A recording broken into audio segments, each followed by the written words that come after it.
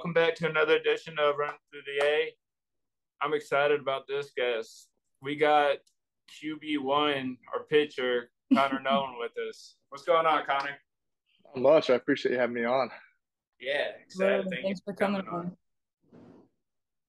All right, so let's start from the beginning. Are you originally from Greenwood, Arkansas? I was born in Greenwood, so I lived there till I was probably about 3. And then where? I moved all over the place. My dad's an entrepreneur, so we went down to Tampa, Florida. So I lived there from age 3 to 10, and then at 10, I moved out to Reno, Nevada. I stayed out there until my freshman year, first semester of high school, and then after that, I transferred down to Greenwood. I read somewhere that it was to live with your grandmother. Yes, I lived with my grandparents. Did you make that move for sports? Not really. I mean, I knew the program was good at Greenwood, and I kind of wanted the opportunity to get recruited in the SEC, and I figured my best chance of doing that was coming down to Greenwood. Yeah. How old did you say you were whenever you came back? Was Arkansas I was probably 15, I think. Okay. So like going into high school. Yeah. Would you say that Arkansas was always your first choice, or were you open to anything? Like, how was recruiting for you? I mean, I was always an Arkansas fan growing up. I went to a lot of games, so I always loved Arkansas. But I was pretty open during the recruiting process. I loved Arkansas. I wanted to go to Arkansas, but I wanted to make sure that I was making the right choice. So I went on a lot of visits and saw the rest of the options. But when it's 45 minutes up the road, it kind of works out. Were you being recruited by everyone else for baseball and football too? Like, what's that process like? It's kind of weird. So obviously they can't offer you in both, or you can't carry a scholarship in both. So it was mainly I had to be on a football scholarship, and then I could walk on to the baseball team. So everywhere I went, that was the availability that they had for me. They said that I could get on a football scholarship and then walk on to the baseball in spring. So is the rule with that? I read somewhere, and correct me if I'm wrong, but if a sport has more scholarship availabilities, like football obviously has more scholarship spots than baseball. If you're a double sport athlete, do you have to take the scholarship that offers the most spots for scholarship? Does that make sense? I don't know how exactly it works, but I know that if you are on the football team, you have to be on football scholarship, because back in the day they were putting all these other guys on track scholarships or a baseball scholarship, and then having them go over to the football team. So I don't know exactly what the breakdown is. Gotcha. When you were getting recruited, were you planning on playing both sports all the way through, or did you know that you're going to pick one or the other once you got to college, but you had to decide in college, I guess? I mean, I was going to try to play as long as I could, doing both, but I knew that at some point I'd have to make a decision. SEC sports, it's kind of tough, and especially in football, because you have a year-long process, spring ball, then you have your fall season, and you don't really have the downtime to squeeze in a baseball season. But after my first year, I kind of knew that doing what I was doing wasn't sustainable, and I don't think a person could play all 4 years and still be achieving at that high level, or you're having your body in the right state to play. Yeah, what's that grind like, having to, go in, you start in the fall, football, baseball, like what? And you're doing school on top of that. How do you even get that done? I don't know how I did it.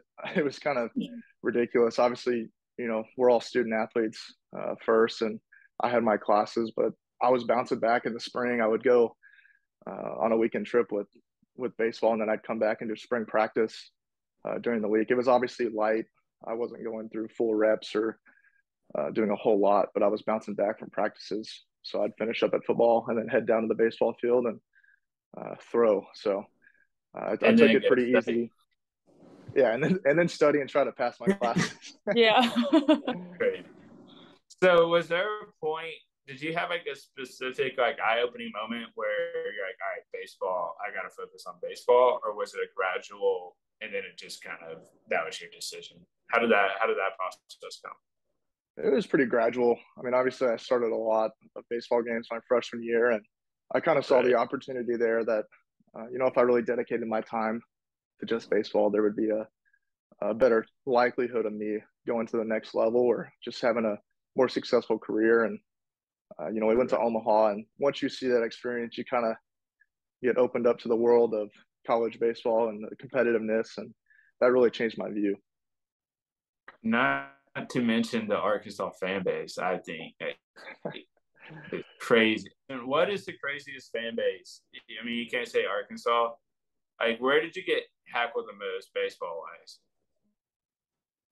Oh man, I mean, everywhere you go, there's a group of people that are there just to heckle you. But I think A&M is probably one of the best places for Yeah. hecklers. I mean, I like it. I think it brings it's you're supporting your team, and part of that is getting in the head of the other team. So to each their own on that one. I kind of like it. I think it brings a competitive nature, and it brings the best out in sports. So, or the worst at sometimes, but makes it fun.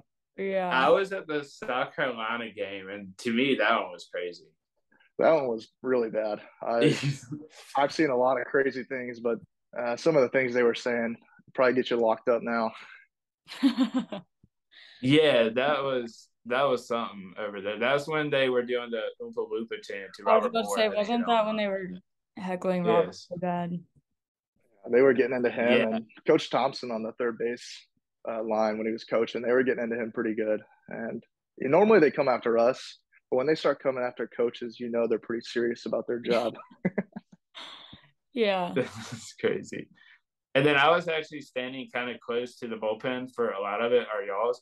It's kind of crazy that I guess now Arkansas is the same way, but the visitor bullpen, like you can literally lean over and like be on top of the player. It's crazy. It's very But I guess that's how personal interactions in the bullpen. They're right in your face, and at Oklahoma State, it was kind of that way too. Oh, You really? could lean right over and say anything in our ear. So we had a lot of fans over there getting us ready to go in the game. Yeah. So in 2020, started off really promising, and then COVID hitting. What was that like? It was just a weird time. I mean, we were loading up to go to Mississippi State, and we got the call that the game was canceled, and I kind of had the feeling that that was going to be the end of the season. So I was kind of prepared to move on to the next. But I mean, just anytime you're having to go out on your own and try to figure out how to lift and work out, kind Yeah. of switch your whole routine that you've been doing for 2 years, it's a pretty eye-opening experience, I would say. Yeah. All right. What year was your last year? We're going back and forth. Sorry, but what year was your last year of football? Was that 19? Yes, I think 18, 19. So 19 season. Yeah, that's what I thought. yeah. So, what was the culture change? You've been in a lot of locker rooms. Was there a big like culture change or like mentality change inside the Chad Morris locker room versus the DVH locker room, or is it just competitive?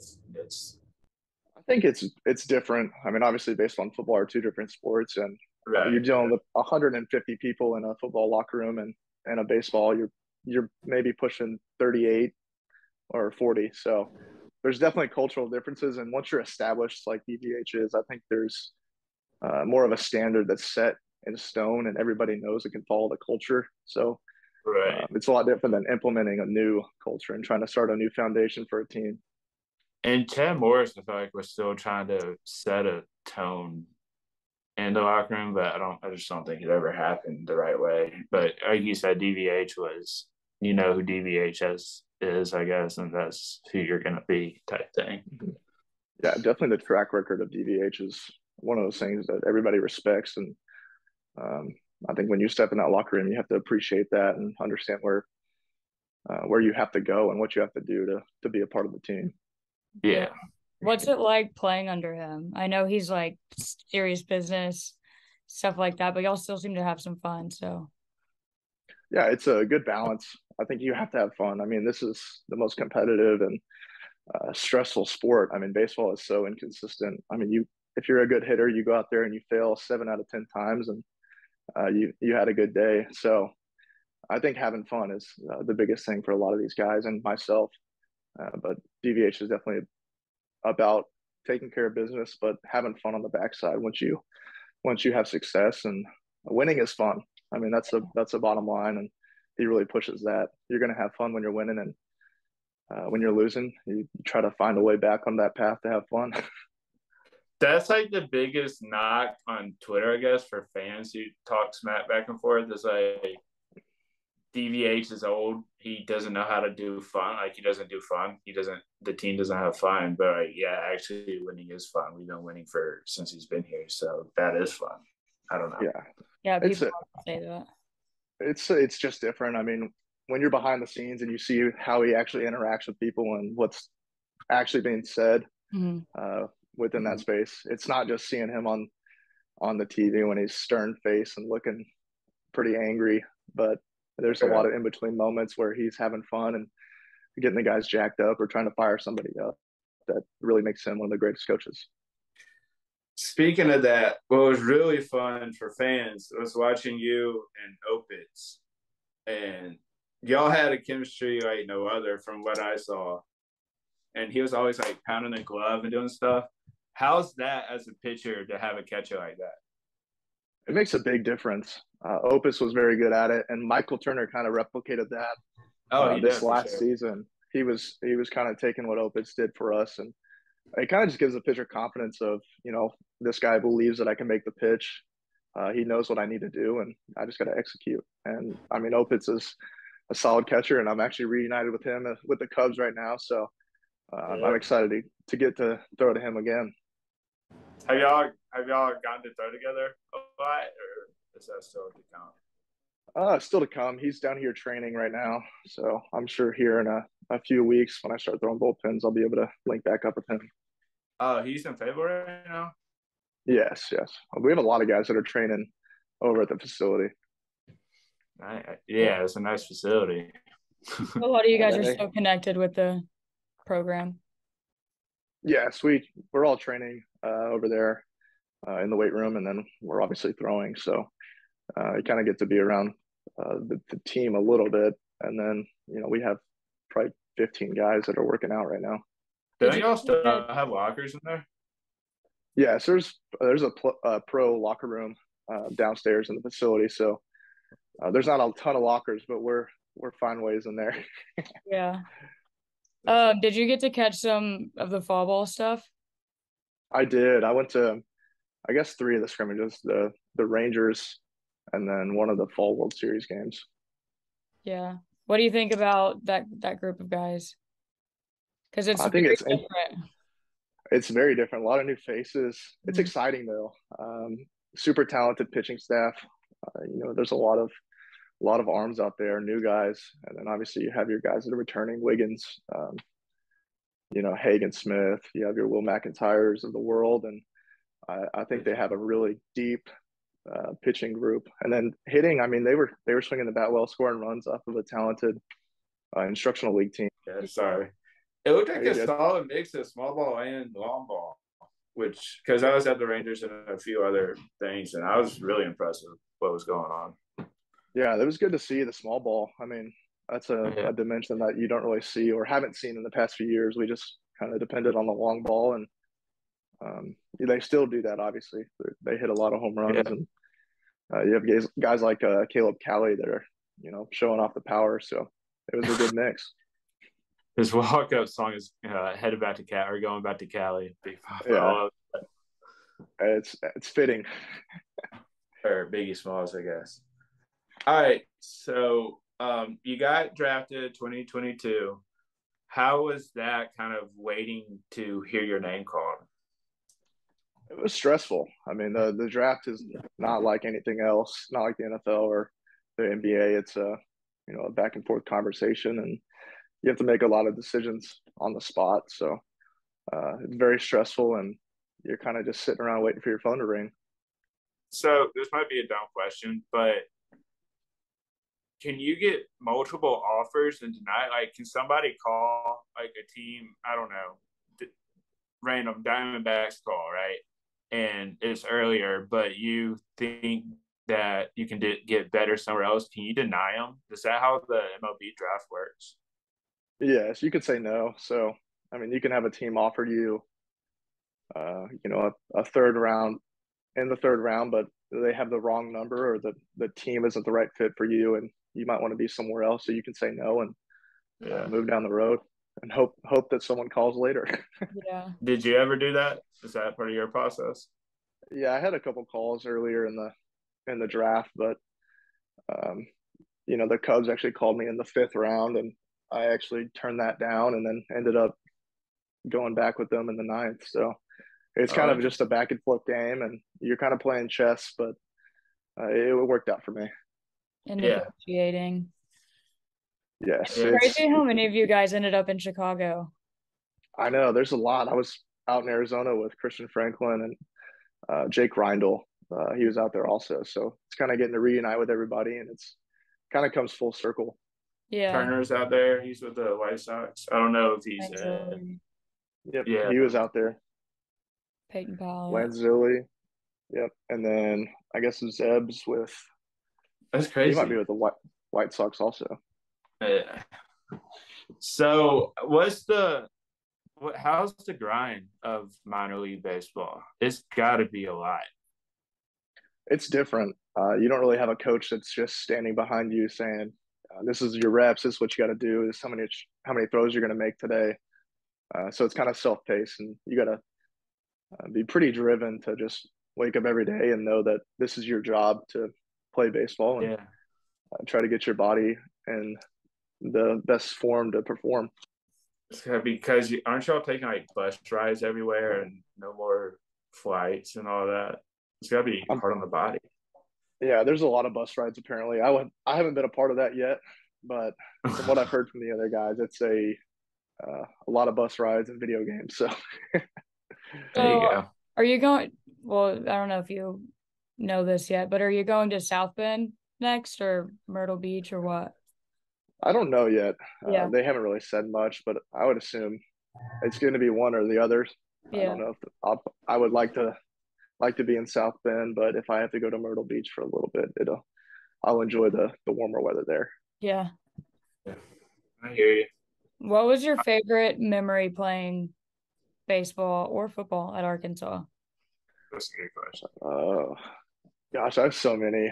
I don't know. I feel like the North Carolina Super Regional just was probably the best moment because we had to go on the road and nobody really thought we'd make it that far. And then, we went in 2 games and get the dog pile on their field. And I mean, that's a special feeling and a good group to do it with. So we had a lot of doubts going into the postseason, and we kind of just got hot at the right time. Yeah, for sure. Yeah, I was at that series. That was the funnest series I've ever been to, for sure. Yeah, and the last game was 8 hours long because rain delays where there was no rain. So that was and they made all the fans leave for some reason. Do you remember that? I did. Yeah. It was ridiculous. We were sitting down there in the visiting locker room for I don't know how long, probably 2-hour stints, just waiting, and then they'd come in. All right, it's time to warm up again, and then they'd sit us back down, get back up, warm up. So I wasn't pitching or doing anything, so I was just eating snacks, but everybody else was still locked in for the whole time. So the fans literally, they made us leave, and there was a basketball goal in dorms, and then there's a big tailgate. And we would just go literally 10 feet from the stadium and just play basketball, a group of us during each thing. And then they would call us back in and go back and forth and do it all again. It was the wildest thing I've ever seen. Yeah, I've never been a part of a rain delay where it doesn't actually rain. Yeah, it's sunny. But yeah, I guess I don't know how they explained it, but I guess the radius for lightning is expanded for ESPN. So that was their reasoning, but I didn't see lightning either. So I'm no meteorologist, but I think I could do that job. That was a lot. I got roasted on Twitter because somebody told me it was heat lightning. So I put in what I'm being told is delay for heat lightning, and everybody's like, "That's not a thing." And I don't know. I got torn up on Twitter for that. It's tough. Oh my God. Yeah. Side note, Auburn just fired Bryan Harsin. We ended Harsin? Wow. 1 minute ago. That's big. Arkansas did it. That didn't take long. What do you make No, it? it didn't. They got after Well, that. they tried to sabotage them before the season started. Yeah, that whole thing was kind of weird, and then it just kind of went by the wayside. That's surprising. I didn't think they'd actually do it. Yeah. What a moment. What a moment on the podcast. I'm telling you, the best thing right now to be is a bad football coach. Yeah. No, They you're make not a ton lying. of money. They are the most successful people. Yeah, and then Jimbo will get like $100 million for getting fired whenever that happens. But That would be it's nice. crazy. All right, speaking of football, do you have a favorite moment during your football season? And am I allowed to ask if you have a least favorite moment? You probably don't have to answer that. But yeah, go for it. I mean, favorite moment is probably just, I guess, the Tulsa game in general. I mean, I got my first start and I threw a touchdown pass on a lazy flat route rollout. So I won't forget that. That was really fun, and it's kind of one of those memories you'll have forever. There you go. The worst was probably, I guess, the Missouri game. It was miserable. It was raining. It was 32 degrees, 33 degrees. Yeah. And, they put us out there to be the rag dolls for those guys. So they kind of just beat up on us, and I took some hits and tried to make the best of it. But that was the last game of the season, and we got beat, I think, 42-0 or something crazy. Yeah. So I guess you weren't around when Chad got fired, actually. But were you close with Hunter Yurachek? Did he kind of pump the team up and the baseball? How's Hunter Yurachek as an AD to you as a player? He's fantastic. I think he does a great job. When we come off the field, he's there to, high five guys and, just being supportive of the team and not just being a figure that's out there. He's actually involved, and he does his part to let us know that he's rooting for us and he's there to support us. He's a unique athletic director. I don't think there's anyone else like him in the country. Yeah, he does a great job. He's very unique, I would agree. And just super – I've never seen someone so involved in sports that's like on the sideline yelling at refs. And, he gets mad and he'll let it be known to the refs or somebody that he wanted a different call. So I think that's kind of fun. And I've always said what makes him the best AD is because he thinks like a fan. Yeah. Acts like a fan, which I don't know. To me, that's what AD's all about. He has a passion. The passion is there, and he cares about the Hogs. I'd like to give a huge shout out to one of our sponsors, Chinook Seedery. They got the best seeds around, best seeds ever, in all sorts of different flavors. You can use code NIJA24. We'll put it down there to support Nyjah Fontenot. We had her 2 episodes ago. They support Razorback athletes and ILs, and we really appreciate them for everything that they do. Nyjah is the first softball player to get sponsored. We're going to promote hers hard, and that was a great episode. Go back and watch it. NIJA24. Chinook sees best seeds in the game, best seeds ever. They really are. So go get you a pack and use the code to get 10% off for sure. I guess we'll end it with a few questions. Do you have a favorite restaurant in Fable? Oh gosh. I mean, I have a lot of favorite restaurants, I guess. I mean, I'm a steak guy. Doe's has a near and dear place in my heart. You can get a big 2-pound steak and have a good time. But I like Bordino's too. Bordino's, Doe's, and I don't know. Herman's is pretty good too. Where did they take y'all when you were getting recruited? Do you remember? Yeah, we went to Bordino's one night, and then we went to Doe's the other. They have that big back room, and there was I don't know how many people were in there, but it was packed. That's a good, and Catfish are good. Yeah. We did that one time also. I forgot about that. That place is. I can only imagine the culture shock that people go through if you're recruiting somebody from the West Coast or even the East Coast. You bring up the Catfish Hole and you're eating hush puppies. An iconic place. What do you have a pump up music before each game? What's your routine if you know you're gonna be pitching? I was a big country music before the game. I yeah, Country music. I Yeah. listen to country music and then do my whole warm up. And I like keep my headphones on until I'll literally step out there to go warm up on actually throw on the field. So, Right. Tyler Yeah, listen to Childers, country. Sturgill Simpson. I mean, I'm kind of bouncing around all the country artists during that time. There you go. That's usually, yeah. Most people have like rap, but I think you're our first country music Yeah, listener. I don't know. Being a pitcher, I don't feel like you need to get fired up and get all the juices flowing. It's not That's like true. you're going out there and trying to Yeah, take you got someone's to be a head little off. So gotta be even keel and even key. kind of have the cool. Yeah, exactly.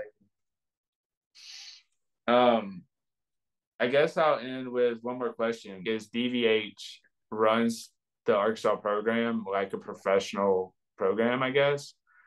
Was there a big culture change or like a big difference when you entered the minor leagues, the pros? Like, is it very similar? Is it less? Or you know what I'm asking, I guess. What do you think? It's different. I think once you get into the pros, it's more of an individual. Everybody's on their own journey. Obviously, you have the culture of the team, and you want to hold the standard that you of being a professional. I think is the way to say that. But you're not. It's not the team aspect, team culture that you would think of in a college locker room. Well, it So kind of makes sense because everybody's trying to get out of there, you know, yeah, so yeah, you're trying to go to the next level, and at Arkansas, you're just trying to win. You're trying to win a yeah. national championship, and you got to come together as a team and work as one unit. But as a professional, you're just trying to get to that next level, and obviously, I think it would help if you had the team chemistry and um, willingness to win. But it's also your livelihood, and I think Yeah, that no, brings that makes Yeah. another level. You got to compete every day. Yeah, that's for sure. Connor, thank you for coming Oh no, on. appreciate you Yeah, guys having me on. absolutely. Thanks Yeah, for coming. so I'm gonna go check Twitter for this Harsin thing. Yeah. that's what I'm about to do. I want to clip that. I want to clip that piece and be like, "This is how we Oh found yeah, out." that's awesome. Yeah. I wonder what Yeah, his buyout is. It'll be interesting to see. Yeah. that's a good I'm question. curious what Probably a any of lot that known. contract was. I mean, I want to know if Sexton's his agent. If it's Sexton, then it's gonna be like 80 million, yeah, something like he'll that. go live on a beach for the rest of his life. Yeah, he's Yeah. step away. All right, Connor, I Yeah, appreciate appreciate it. you guys. You have a good one. You too. All right, for this episode, we have a new sponsor. It's called Bogey Tees. Can't really read it there, but that's what it says. Bogey Tees is a t-shirt company. They're golfers. They're out of Arkansas. And so the shirt that Sydney's wearing is a special one in Arkansas golfing in its natural state. Sweet design. Love it. The comfort I'm going color. to show you the back of my mask. Yeah, comfort color, quality shirts, pocket, everything. The shirt I'm wearing is not Arkansas related, but it is a golfing shirt. I will show you. I'll put pictures somehow. We'll show y'all what we got. They're awesome shirts. Great people out of Arkansas. Huge shout out to them. Thank you. And yeah, that's it.